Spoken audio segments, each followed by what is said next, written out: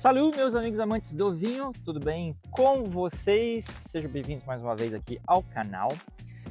E hoje a gente vai fazer de novo mais uma degustação, que não é surpresa para ninguém, está na thumb, enfim, está tudo informado, o vinho está aqui. Essa degustação tem tudo para ser bem interessante, vamos ver. Roda a vinheta e vamos para mais Degustando aqui no canal.